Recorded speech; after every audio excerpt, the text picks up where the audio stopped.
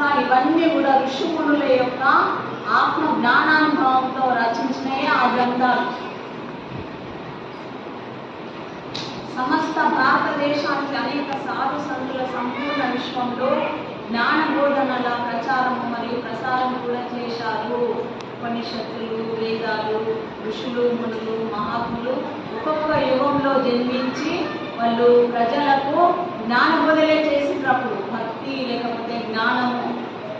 ఉదాహరణంగా వారిలో శంకరాచార్యులు, రామానుజాచార్యులు, దయానంద సరస్వతి, గౌతమ బుద్ధుడు, వేదవ్యాసుడు, భృగు మహర్షి, వశిష్ఠ మహర్షి, విశ్వామిత్రుడు, వాల్మీకి, సాందీప ముని, ఇలా వీరందరూ కూడా తమ తమ తపోశక్తి చేతనే ఋషిమునులు భారతదేశం యొక్క నిజమైన సంస్కృతిని స్థాపించి నడిపించారు.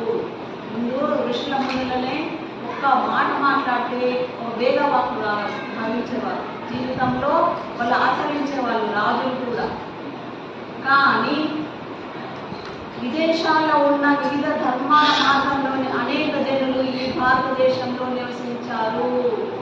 మన భారతదేశం యొక్క నిజమైన సంస్కృతి ఋషుల మునుల ద్వారానే స్థాపించబడింది, సనాతన ధర్మం. కానీ మన విదేశాల్లో ఉన్నారు కదా, మన భారతదేశానికి ఎక్కడ ఎందుకు వచ్చిండ్రు? వర్తకం, వ్యాపారం చేసుకోవడానికి మన భారతదేశం నశించిన ఇతర దేశాల నుండి మన భారతదేశంలోకి వాళ్ళు వచ్చేసారు.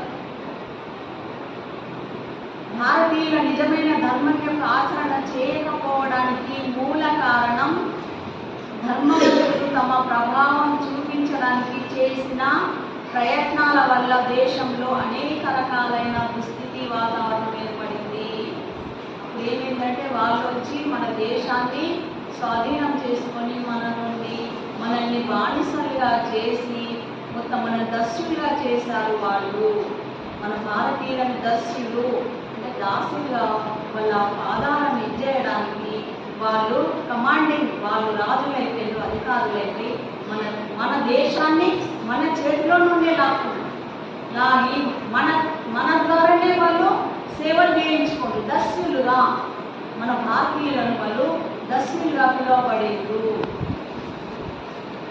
ఇది చాలా చరిత్ర ఉంది. ఎందుకు ఇలా జరిగింది అనేది ఎన్నో పేజీలు చదివితే ఒక 2 రోజులు అవుతుంది. అది ఇప్పుడు చెప్పడానికి కుదరదు. కానీ ఇక్కడ మన భారతీయులను దస్యులుగా చేసి మన భారతదేశాన్ని వాళ్ళు ఏలడం జరిగింది. మన గ్రంథాలను వాళ్ళు తీసుకొని మన